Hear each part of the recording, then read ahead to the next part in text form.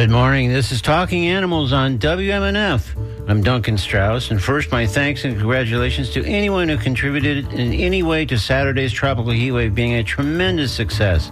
Everywhere you went, you saw people having a great time and hearing great music. Kudos to all. Meanwhile, my guest today will be Katrina Shadix, founder and executive director of Bear Warriors United, BWU, whose stated mission is to preserve and protect bears and all of Florida's natural resources and wildlife. In carrying out that mission, Shadix engages in an array of advocacy and educational efforts, reflecting her lifelong love of animals. She grew up in rural Florida, second-generation Floridian, and was a guest on Talking Animals in 2022. Given the organization's focus and its name, it makes perfect sense we've invited Shadix to return to Talking Animals this morning to discuss the bear hunt currently being considered by the Florida Fish and Wildlife Conservation Commission, or FWC. The last FWC bear hunt took place in 2015 when 304 bears were killed, or in FWC parlance, harvested, before the hunt was halted after 2 days' time. There's a section on the FWC website devoted to information about the proposed hunt and a way to submit a comment. And there will be an opportunity to offer input in person at a meeting in Ocala on May 21st. We'll discuss all those things and we'll just seek Shadix's viewpoint on the bear hunt, and as you'll hear, she's a sharp, persuasive advocate. Not coincidentally, Bear Warriors United recently scored a major victory on behalf of manatees, winning its federal lawsuit against the Florida Department of Environmental Protection, FDEP, declaring the FDEP violated the Endangered Species Act and the ongoing manatee starvation and die-off in the North Indian River Lagoon, and must now take corrective action. We'll surely touch on this historic triumph, too, when I speak with Katrina Shadix in just a moment here on Talking Animals on WMNF.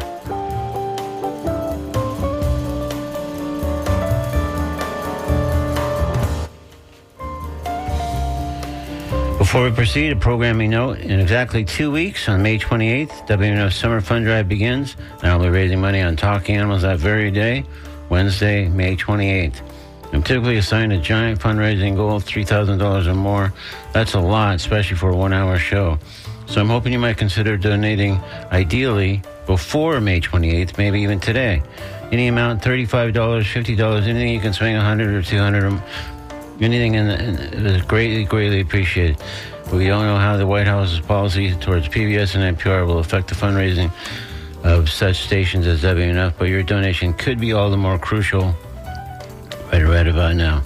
As usual, we have special exclusive to Talking Animals thank you gifts for pledges at various levels, including one pair of fantastic tickets to see Ringo Starr and his all-star band June 21st at the Bay Care Sound in Clearwater. Ringo's touring behind his new album Look Up, which has drawn rave reviews. If you're interested in the Ringo tickets, please contact me. We have all kinds of other special thank you gifts too. To donate, just go to WMNF.org. In the upper right-hand corner, click on Donate. You'll see a secure donation form opens up. Just please select TLA, Talking Animals, so that our show is credited with your donation. Thank you very much. Coming up later in today's program, I'll talk with Dara Worthington, CEO of Friends of Strays, St. Petersburg's oldest no-kill animal shelter, who'll give us a lowdown on, among other topics, some upcoming events Friends of Strays is putting together and offering in coming days, including Cats and Mats Yoga, the Puppy Pride Party, and their big Catsino night. Yeah, you heard me. More on this, including details, when I talk with Dara Worthington later in today's program. Right now, though, let's discuss bears, the bear hunt, manatees, and more with today's guest, Katrina Shadix, with a reminder that I invite you to join the conversation by calling 813-239-9663, emailing dj@wmnf.org, or texting 813-433-0885.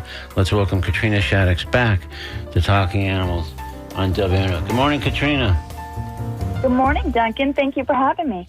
Thanks for joining us again on Talking Animals. Seems like we have much to discuss. But let's just get a little background on you first, just for people who may have heard of you and may or may not have heard the show we did a few years ago. So, as I recall, and mentioned, in fact, you're a second-generation Floridian. Where did you grow up? In Seminole County. It's the third smallest county in Florida. Okay. But it's the third most densely populated because we just have out-of-control development, which affects our wildlife. So growing up in that small little, rural area, I've witnessed firsthand the destruction of wildlife habitat and our wildlife. And so it's been sort of at the root of my heart and soul for almost 57 years now. Wow. So that really sounds like the growing up under those circumstances kind of really shaped you and shaped kind of your advocacy and the things that you work hard on these days. Oh, yeah, absolutely. What is the saying? You only love what you know, and I knew the forest and the rivers and the wildlife growing up, and I also know what happened to them. You see it every day, and it doesn't take a second-generation native Floridian like me to be very upset about what's happening to our wildlife and their habitat and our waters by out-of-control development. So definitely it's sort of a lifelong endeavor, and it's turning into a lifelong heartbreak. But, with wins like we just had with the manatees, it gives me the encouragement to go on and hopefully gives others the inspiration to keep fighting, because we can get those wins every once in a while. Yeah, for sure. Well, we'll circle back, talk more specifically about that win for the manatees, because that's really notable, and they need people fighting on their behalf like you, and so that was significant in so many ways. Yeah. But meanwhile, what do you think about growing up where you did and seeing what you saw accounts for your profound connection with bears? Well, it was, back in my day when I played in the woods along the Econ River and fished on the St. Johns River, there were enough woods and forest to cover the bears. So, as long as you have proper habitat and a natural food supply, you're not going to see bears. They don't want to be around us. So I didn't have any interactions because we had a wonderful, forest ecosystem for bears to live in. We didn't destroy it. We didn't put unsecured trash and unhealthy foods right in the middle of where their tree used to be. So mine was just being at one with nature and the trees, knowing the animals were around, but not necessarily harassing them or interfering with their daily routine. And, there's a cartoon that's very, very popular. It shows a bear in the woods, then it shows someone cutting the tree down, then it shows someone building a mall, and then the last frame is someone screaming at the bear, and the bear's been in the exact same place the entire time. So, Yeah. In a perfect world, we don't have interactions with bears because bears have plenty of forest and natural foods to stay away from us, the humans, which is the most dangerous species on the planet. Yeah, they're not really seeking interactions with us. It just seems like their hand is forced, because when you clear away their habitat and they don't have anywhere to go, that's where those encounters begin. Exactly. They don't want to be around us. And I call them the scaredy cats of nature because it's super, super easy to startle a bear. And that's one reason why if you see a bear in your garage, you never want to, wave your hands and scare the bear. You move away, you let the bear have a clear path out of your garage, and the bear leaves. So, by cutting down their forest and putting all of these highways and houses in their home, and, then attracting them in with this unhealthy trash, not even attracting them with good food. We just think about what we put in our trash can. The stuff in our trash cans will kill a bear. They've died from ingesting plastic bags. They get their heads caught in those cheese ball plastic containers. There's just so much damage that we can do to wildlife, especially bears, by taking away their forest home and putting these raw developments in, and then putting, this unhealthy attractant in. So it's just, bears can't get a break. They're getting it coming and going. And I always say that bears represent the plight of Floridians. We're seeing our natural homes being destroyed. We're seeing our waters being polluted. We're seeing, toxic lands. And, like the bees, when we kill off the bears, we're not too far behind. The bears are the sentinels of our forests. We have manatees that are the sentinels of our waters, and bees that are the sentinels of our food crops. And when we take extreme measures like we have been as a society to get rid of these animals, well, that only hurts us because we can't be far behind when we pollute our own waters that kill manatees or when we cut down the forest that we depend on for oxygen, clean air, and shade. So we really need to, pay attention. And I know you do, and I do, and a lot of your listeners do, but the majority of society needs to accept the fact that we've taken extraordinary measures to kill off our animals and wildlife, and now we need to take extraordinary measures to save them and ensure that they have a future in the state of Florida. Yeah, well, along those lines, one of our emailers, I'm not sure if they wanted to rename anonymous or not, but says, the subject line says Seminole County. It says, I'm sad every time I go back home to Seminole County and see what development has done to it. So, same idea. Yeah, it's a heartbreak. It's a daily heartbreak to see what's going on, and that just gets compounded when you see a dead animal in the road or, a sandhill crane or a gopher tortoise hit in these roads. Slow-moving animals are getting hit, and it's a constant heartbreak. I seriously don't know how much longer I'm going to be able to live in Seminole County because of the out-of-control development. It really, hurts me down to my soul, and I know it hurts a lot of other people, especially the old-timers, to see what's happened. And it's just not Seminole County. It's happening in Lake County, Orange County, Volusia County's bad. Almost every county in Florida, the ecosystems and the loss of habitat is exponentially more than any other state, and it's happening exponentially faster than it ever has before. And I just... if we can't stop this, that it's not going to be good for anyone, not for the animals and not for us and not for my son or my son's future children. Sure. So not only am I fighting for the animals, I'm fighting for, my descendants and everyone else's children and grandchildren, because what we do to the planet, the animals, we're doing to ourselves. So let me ask you this, Katrina. If you really got, I guess even further sort of frustrated and disappointed and sad, really, it sounds like, among other things, and decided to move out of Seminole County, where do you think you would go? Somewhere deep in the woods. Okay. Somewhere, wherever that is, I would probably research and find a place that doesn't have development, where people might not want to live. It's not a hot spot, and just live out in the woods, and that would be my dream. And Seminole County doesn't have that much left, but we did have a big win. I have to bring this up.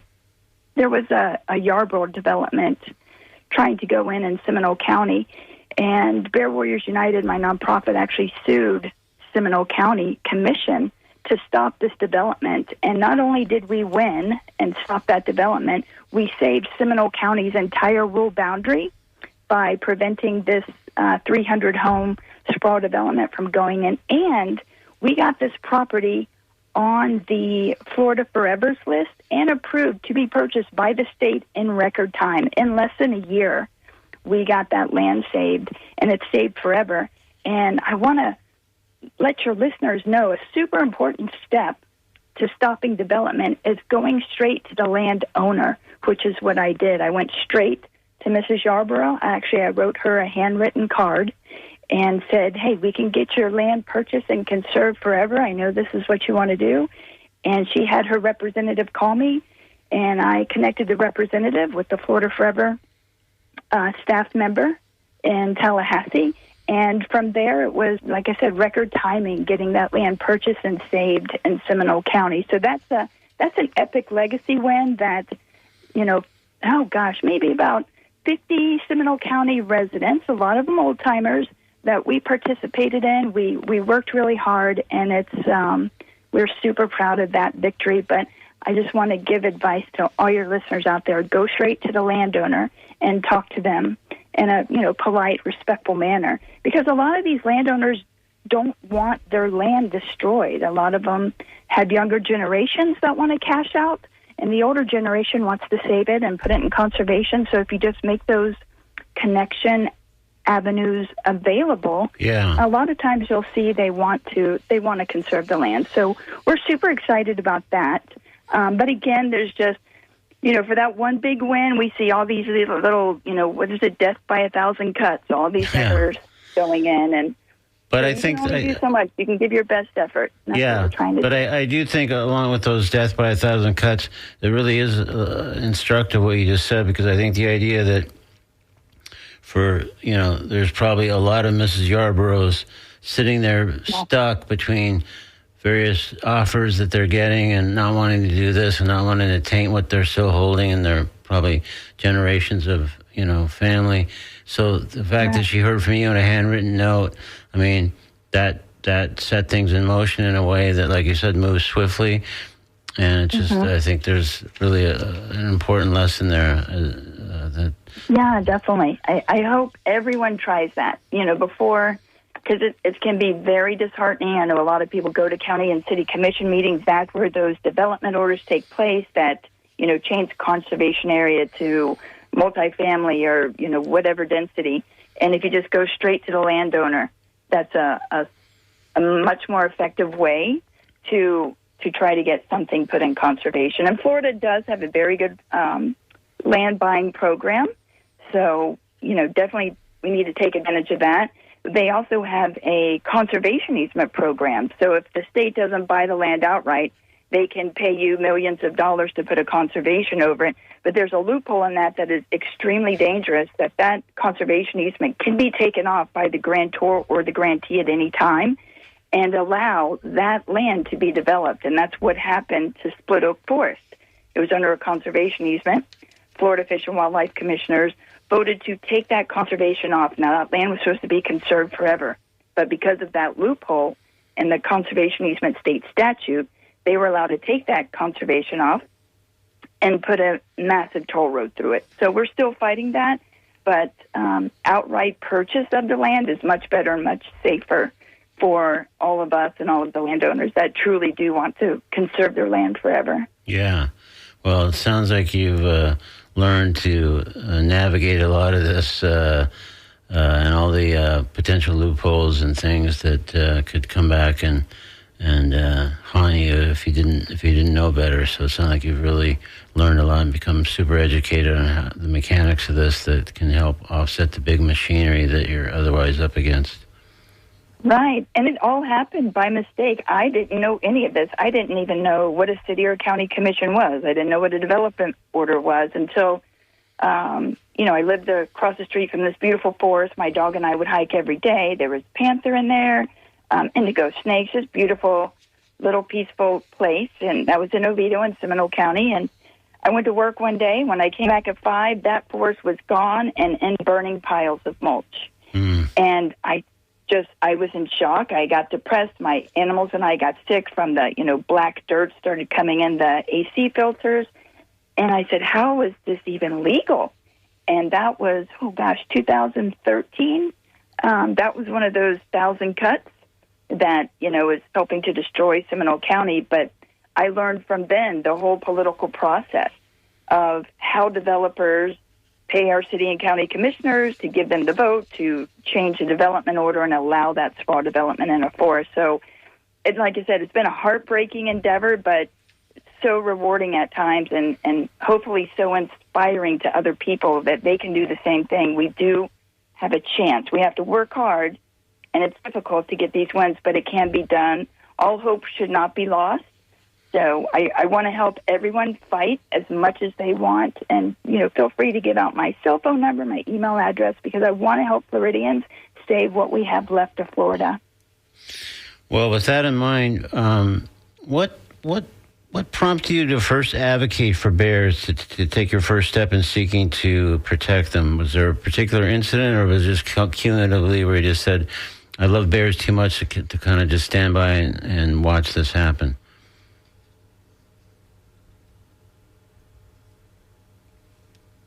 Katrina? Hello? It was Commissioner Horan. He's not a commissioner anymore. He's made the comment, there's too many bears. They need to die. They need to be killed in a hunt. And I thought this was just such a foreign concept to me that not only that a politician would say this, but that their words were taken with some kind of authority. Like he's just some nobody that's up on a dais and he gets to put input about killing our wildlife. And that enraged me. Right. Sorry, there. Katrina, can you back up? There was a brief time after I asked you the question about how you got involved with protecting bears and your first step, where it almost seemed like the call had dropped out because we weren't hearing you at all. And then I was just about to conclude that I had lost you. I was going to try to reconnect, and then you came back on just when you were starting to talk about Commissioner Horan. So you'd obviously said something prior to that we probably need to hear. Yeah. Okay, yes. You asked me the times when that I got involved, and there were two specific times. The first was when I went to a Seminole County commissioner, and I heard Commissioner Horan say that there's too many bears and they need to be killed in a hunt. And I thought that was absurd that a politician could say such a thing and say it with an air of authority that he had no scientific or any background in wildlife or conservation, but he was allowed to make that determination. And I vowed that I would run against him when he was up for re-election just because he said bears need to die. The second thing that catapulted me into, bear advocacy was I had just had back surgery, major back surgery. I was in bed, couldn't walk. I had a back brace. It was pretty horrible. And I was laying in bed, scrolling through Facebook on my phone, and I saw all of these pictures start coming in of dead bears. And I was just astounded that that could happen anywhere, let alone the state of Florida. And the next day I had called a friend. It was the Sunday, the second day of the bear hunt in 2015. I called a friend because I couldn't drive after back surgery, and I asked her to take me down to the Rock Springs Hunt check station so I could bear witness to this atrocity. And when we got into the Rock Springs Run area, I saw my first Florida black bear. She was a young yearling, and you could tell she had just lost her mother, probably within the previous 24 hours because of the hunt. Over 60% of the bears killed in the hunt were females. And I locked eyes with her, and I said out loud, I will never let them do this again to you and your family as long as I live. And that galvanized me to, where I am today, trying to stop the hunt, because it's horrible. And everyone, over 80% of Floridians agree that it's horrible and it shouldn't be done. So doing what I can and hopefully engaging with, thousands or millions of Floridians to get this 2025 bear hunt stopped. All right, well, let's delve into that. Let me just, because some people may have joined us a bit late, let me just reintroduce you. This is Talking Animals on WNF. I'm Duncan Strauss. If you did just tune in, my guest is Katrina Shadix, founder of Bear Warriors United, whose mission is to preserve and protect bears and all of Florida's natural resources and wildlife. So we're discussing bears, just starting now to discuss the bear hunt, and we've mentioned, and we'll come back later, to a major victory that she also recently scored on behalf of manatees. So if you'd like to ask Katrina a question or offer a comment on the bear hunt or related topics, 813-239-9663. Email dj@wmnf.org or text 813-433-0885. So we obviously know a little bit of the history because of your own specific history right after the back surgery. But for people who are maybe just not steeped in the bear hunt story, what should we know that gets us up to kind of the current proposed hunt? Sure, yes. So the history of Florida bears, they were almost hunted into extinction. And at one time, Florida was home to 11,000 black bears. And Florida black bears are their own subspecies of black bear. So they're a very, very special group of bears. Every group of bears is special, but we have our Florida black bears. And after having 11,000 roaming our state, we are down to 4,000 bears in this state. And that's... the only reason why we have those 4,000 left is because they stopped the hunting of them in the 70s when they nearly went extinct. So it is never going to be a good time to hunt bears in the state of Florida because their future is not guaranteed in the state. The biggest threat to bear survival is loss of habitat, which is sprawl development. The state of Florida has more than any other state in this country. So we have to treat the Florida black bear species with special circumstances because the state of Florida is special. We're different than any other state, so we need to protect our wildlife differently than other states do. And they have the FWC, Florida Fish and Wildlife Conservation Commission, is the state agency that is in control of managing, we say quote-unquote managing, the bear population. They want 20% of the bears to die every year. Now, that 20% mortality rate is already met with loss of habitat, with poaching, and with over 300 bears being killed just by vehicles alone every year in the state of Florida. So with those numbers and with those threats to the future of black bears, that 20% is being exceeded, and their future in the state of Florida is not guaranteed. Now, the FWC wants to throw in a trophy bear hunt where they're just, quote-unquote, providing a recreational opportunity for sportsmen. Well, I can tell you and guarantee you, like millions of your listeners, killing bears is not a sport. A sport is when both sides know they're in the game. These bears are innocent. They live in our woods. They are the sentinels of our forest. We need them on our landscape to save what's left of Florida and to protect our environment and our own quality of life. And the first bear hunt was bad enough in 2015, but now the FWC is having the meeting on May 21st to add different things into the hunt. They want to add the use of bow and arrows. They want to add the use of hunting dogs, packs of dogs going into the woods to chase down and maul bears. They want to add hunting parties, which would, one licensed hunter would be able to bring 9 guests with him. Those 10 people can have 6 dogs, and all 10 people can be shooting at the bear at the same time.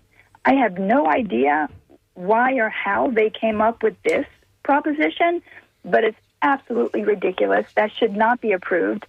They also want to add in baiting, that you'll be allowed to put a feeding station out for a bear, and they've decreased the amount of distance that a bear can be from a bait pile before you can shoot them. It used to be so many distance. Now they're like, oh, yeah, you can basically be over the bait pile, and they can get their head blown off.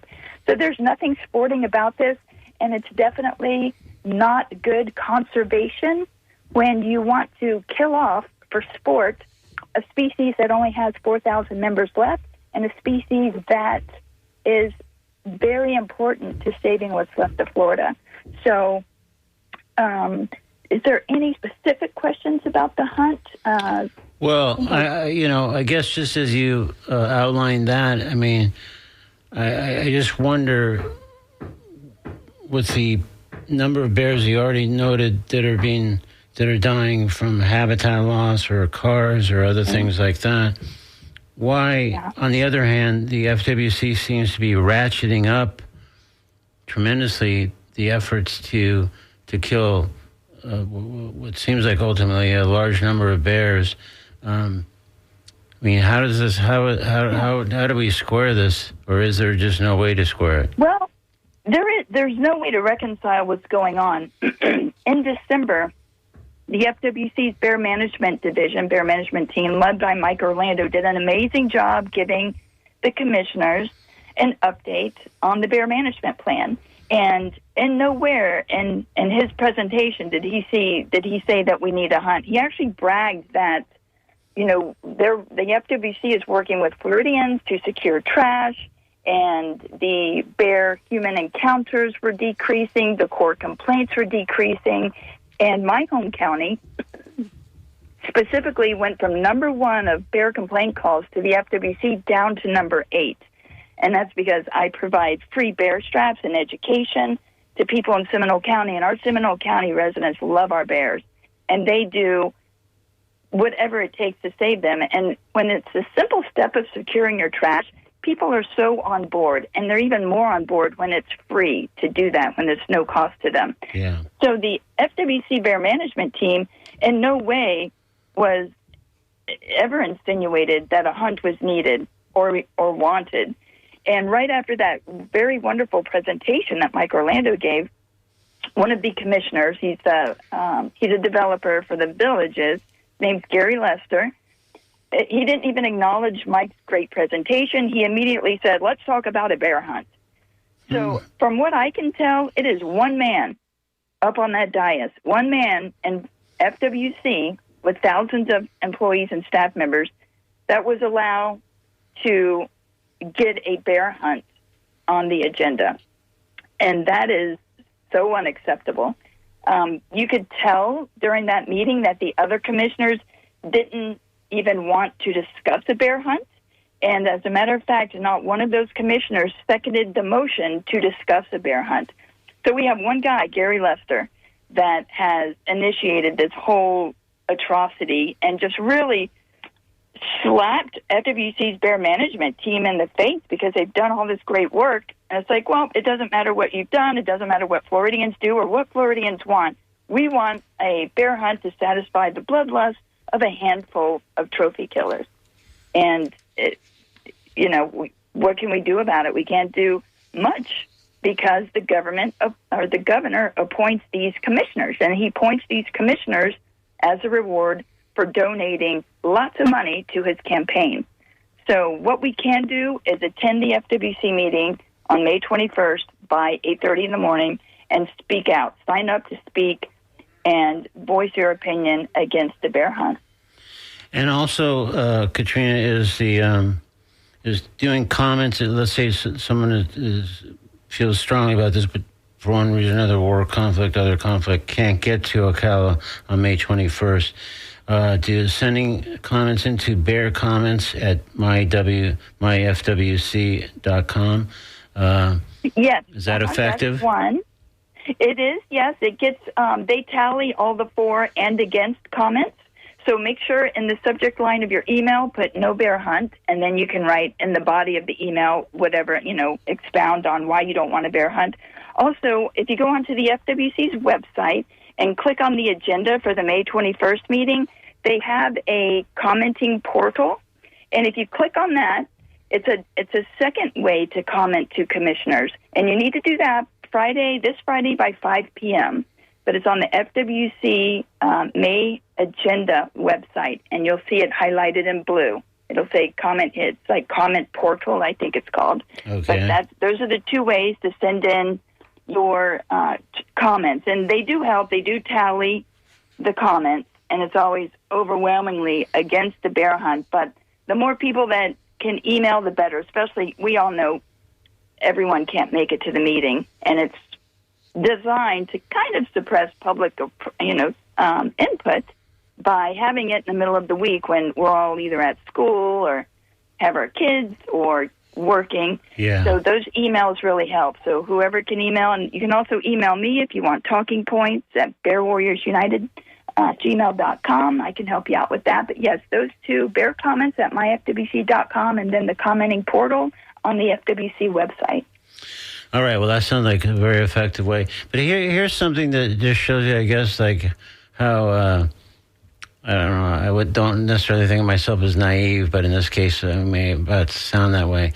So, if this Gary Lester apparently is the only one so fervently in favor of the bear hunt, and if it goes to some sort of vote, do we have reason to think that his fellow commissioners otherwise are, like most Floridians, against the bear hunt? So, I mean, in addition to registering everybody's opinion through comments, through going to the meeting if you can, through the portal, et cetera, do we have any kind of confidence that this will play out okay, or what else do we need to do?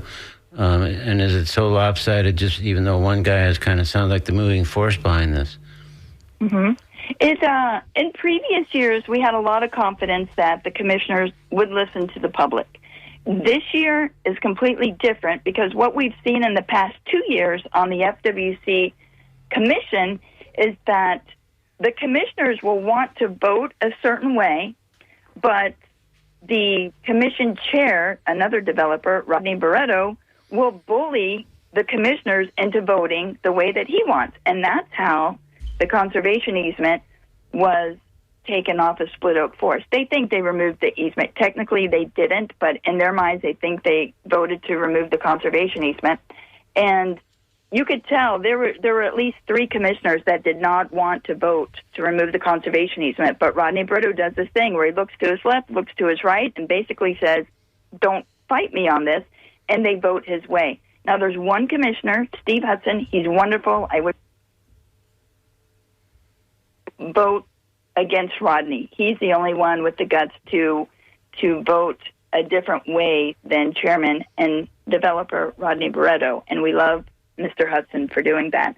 We are hoping the other commissioners will follow Hudson's lead and vote against it, but we just don't know. We don't know how it's going to work out. It's a very political decision, and there's lots of money involved. There's what we call the developer cartel. Most of the commissioners are developers, and you have to realize they're making decisions for the agency that decides how wildlife is going to be managed. Well, when you have valuable wildlife on a big piece of land, it's easier to develop that land and destroy the land when you don't have that valuable wildlife on it, like a gopher tortoise, an indigo snake, a Florida black bear.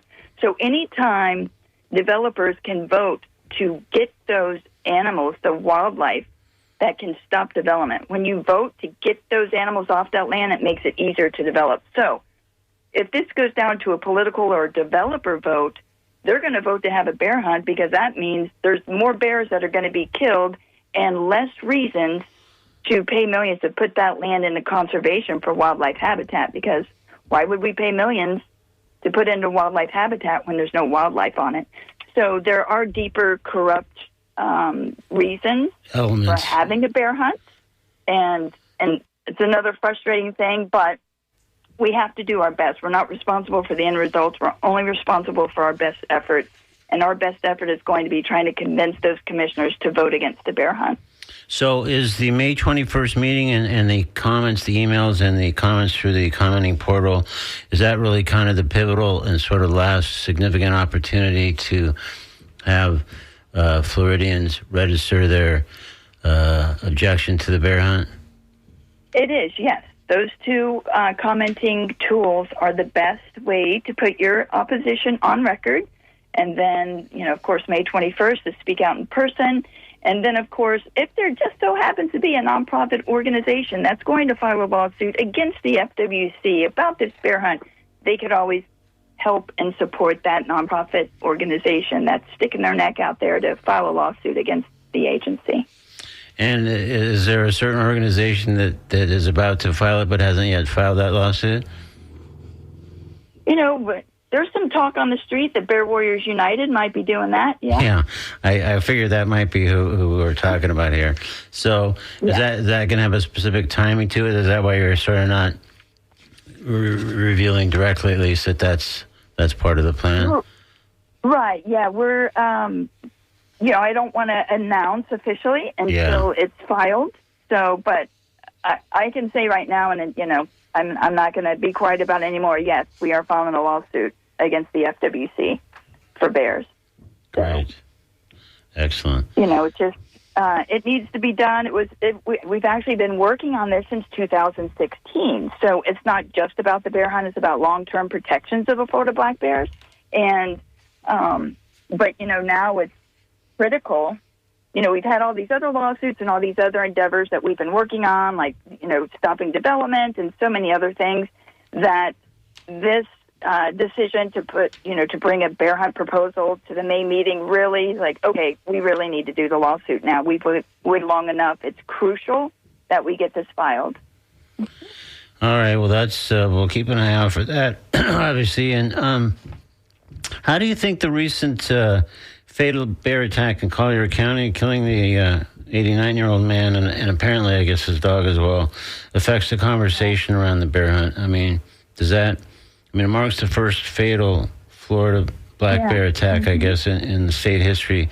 So it feels like that would be used in some way. I think if the trophy trophy killers want to use that as an excuse to have a hunt. It's definitely a flimsy argument, because we know if we want to not encounter bears or not get attacked by bears, we don't leave attractants out. We don't leave unsecured trash, and we certainly don't feed bears and attract them to our property.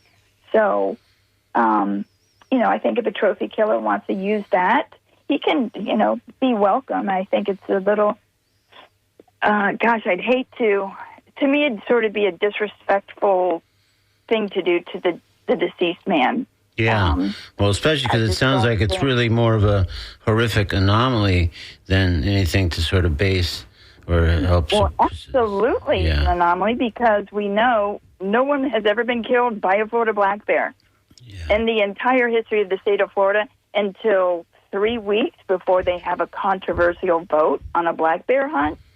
There's a reason why millions of Floridians are doubting lots of things about what happened. But one thing we don't want to do is disrespect the life of this poor man. 89, it's sad. Everything is sad. The man died, the dog died, 3 bears died. Nothing good about this situation can be said. And for a trophy killer to want to use this in an argument, it's just so disrespectful. And I hope no one does that. But if they do, they'll just be showing their true colors. Yeah. All right, well, we're sort of nearing the end of our time, Katrina, but just want to let people know in the last moment or two, in case they want to jump into the conversation. My guest is Katrina Shadix, founder of Bear Warriors United, whose mission includes protecting bears. We're discussing the proposed bear hunt, and in our last moment or two, we're going to hopefully touch on the great, important victory that she scored on behalf of manatees. So you're invited at the last moment or two, if you can quickly call or email if you'd like to participate. Call 813-239-9663. Email dj@wmnf.org or text 813-433-0885. Also, we did get an email that said, I lived in New Mexico for 8 years, and it's part of the culture to hunt. Someone I knew told me they were hunting for bear and managed to wound one. He then tracked the bear for 2 days. During this period, he said he heard the bear wailing, and he said it sounded like a human being. After that experience, he told me he would never hunt again. So, wow, yeah, it's my family are hunters. I was raised on venison, and like I said, we fished out of the St. Johns River. Every single one of my hunting family members are vehemently opposed to a bear hunt. They do not sport hunt. They don't trophy hunt, and they're getting to the point where they said they don't even hunt in Florida anymore because the deer are too small and too few, and they're extremely worried about loss of habitat. My family members actually go to other states where they don't have this loss of habitat and wildlife killing problem like Florida does. So it's when something like that happens to your caller, it's a life-changing moment. And, if people could really see what happens to bears in these hunts when they get tracked, when they get shot, when they get attacked by dogs, no one in their mind would support a bear hunt at all. Yeah. And I got so many documents and pages and notes and emails and stuff here that I forgot until this emailer just reminded me. There's a protest May 17th scheduled in Tampa at 11 a.m. at International Plaza. Bear hunt protest, obviously. So I'm glad. Thanks for reminding me, because there's too many things to juggle and so many details. So, in fact, in our last moment or two, let's switch gears. Obviously, a lot of your work is focused on bears and bears in the name. But as we touched on, you recently scored a major legal victory on behalf of manatees. We don't have much time left, I'm afraid, Katrina, but can you describe that victory and how you decided to step into a case that involved manatees? Yeah, definitely. So a couple years ago, we saw these, all the headlines that manatees are starving to death. We filed a lawsuit against the state of Florida, the Department of Environmental Protection, against their water regulatory and sewage regime. And they regulate the amount of sewage and the amount of development that can have and dump sewage into our waterways. So when that happened, when these huge sewage spills happened, millions of gallons spilled in Titusville, and then we have septic tanks leaching into our rivers.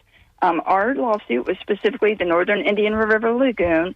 That's where over 1,000 manatees starved to death from sewage pollution. So the sewage was dumped into the waters, and that created an algal bloom. The algal bloom blocked out the sunlight from the bottom of the lagoon, which killed the seagrass. The seagrass is the main food source of the manatees, and when you don't have the main food source, seagrass, you die. And unfortunately, these poor manatees starved to death. It was a very long process of death. It was painful because when a manatee starves to death, their insides turn to liquid and mush.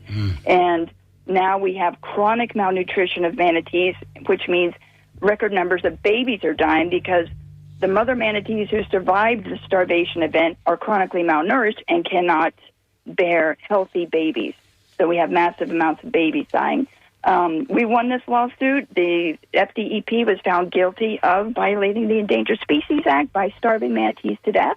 And so now we get to order injunctive relief, and we're asking for a feeding program for the manatees in the northern Indian River Lagoon until the seagrass grows back. And it may not grow back for 10 years. But if we get our injunctive relief, we will get to clean up the northern Indian River Lagoon from that sewage pollution in record time. So our ask of the state, and that we won, when you win a car wreck lawsuit, you get money. Well, in this lawsuit, we're asking for things to clean the water and save manatees from extinction. And we hope the state would not fight us on those things, because if they push back on our win, they're pushing back on saving manatees from extinction, and they're pushing back on cleaning up sewage pollution out of the Indian River Lagoon. You would think they wouldn't do that, but they are. And it just goes back to the Ansel Adams quote, "It's horrifying that we have to fight our own government to save the environment." All right. Well, on that note, let's note also, too, that this effort of yours generated coverage all kinds of places, most notably on CNN, so that was great. And so you're a friend to manatees, you're a friend to bears, you're a friend to all wildlife, and to me, then you're a friend to Floridians who care about animals. So thank you so much. We've been speaking with Katrina Shadix, Bear Warriors United. The website is bearwarriorsunited.com, and that's where you can contact her and find out more information. So Katrina, thank you so much for joining us again on Talking Animals and all your great works on behalf of all our animal friends. Yeah, thank you, Duncan, and thanks for having a radio show dedicated to animals. That's so wonderful. Thank you. Thank you. Appreciate it. Bye-bye. Bye-bye. In a moment, I'll speak with Dara Worthington. She's the CEO of Friends of Strays, which stands as St. Petersburg's oldest no-kill animal shelter. Today, Dara and I will be focusing mostly on some of their upcoming events, including the Casino Night and others. More on that in just a moment. Right now, we're going to step into the comedy corner with a bear-oriented piece from Mike Birbiglia called "I'm a Bear." In today's comedy corner on Talking Animals on WMNF. This is the first time I remember sleepwalking. I always had dreams about wild animals when I was a kid. When I was a kid, I had this recurring dream for years that there was a bear walking in the front door of my house, literally opening the front door, which is the scariest part when you think about it. A bear with opposable thumbs. Because if a bear can open a door, sky's the limit. I don't have a plan for that one. My plan was the door.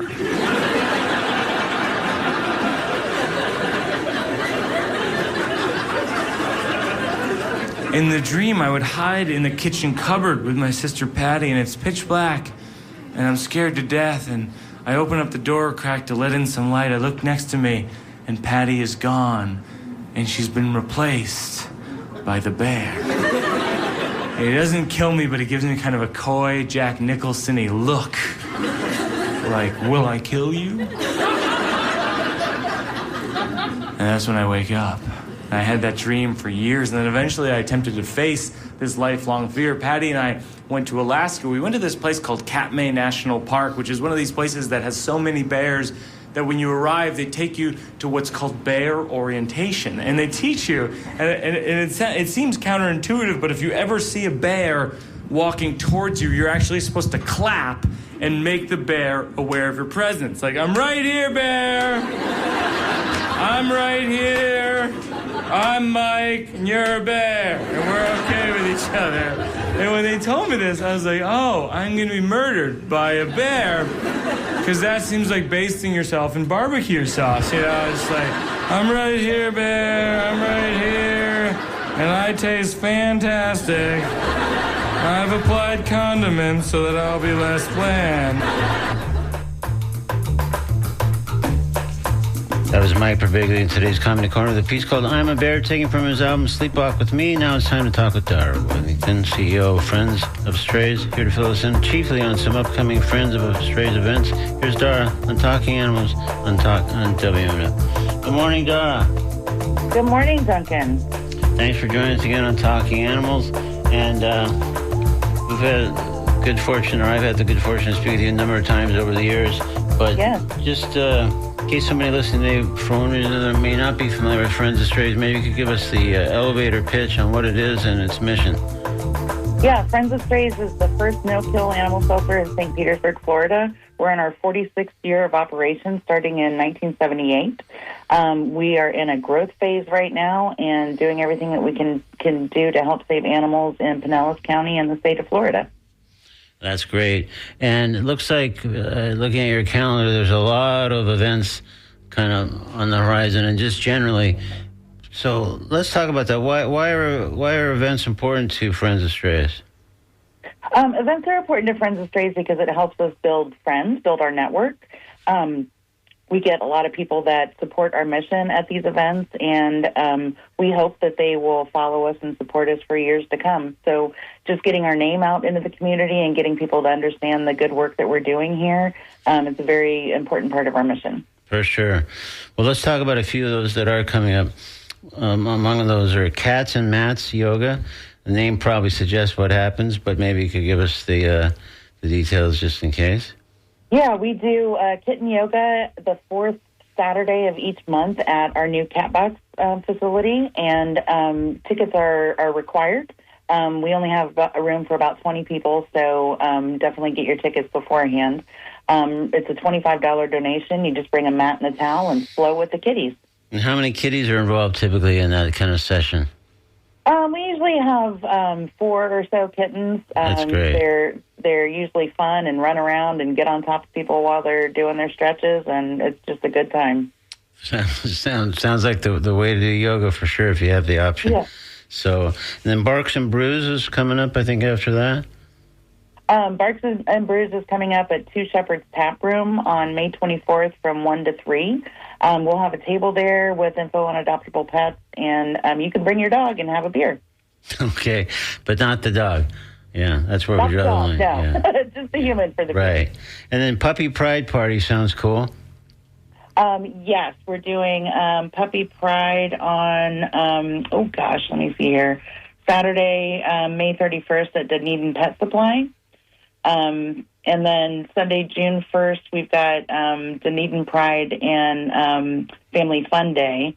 That's at Dunedin Pride in the Park at Pioneer Park from 3 to 5. Great. We've got a bigger event coming up in June. Is that Casino night? Yeah. I just enjoy saying Casino. I know, right? Yeah. Yeah, it's our first night having a casino event. We're really looking forward to this. It's going to be June 14th from 6 to 9 at the Boca Ciega Ballroom on St. Pete Beach. It's going to be a fun-filled, purpose-driven event where every bet is a win, supporting cats and dogs in need. We've got tables including blackjack, craps, roulette, poker, and more. Tickets are $75 per person and includes enough chips to get you started, and 2 drinks, and we'll have heavy hors d'oeuvres passed around as well. Well, that sounds great. Well, I think we're just about near the end of our time here, Dara, but it's great to get caught up and everything. And again, you can find out more at friendsofstrays.org about the organization, about these events. All this events tab covers all these things and more. So good luck on all the events, including Casino Night. Thanks, Duncan. Thanks for having us on again. Thanks for joining us on Talking Animals. Take care. Thank you. Bye-bye. Bye-bye. Talking Animals on WNF Tampa. The conversation.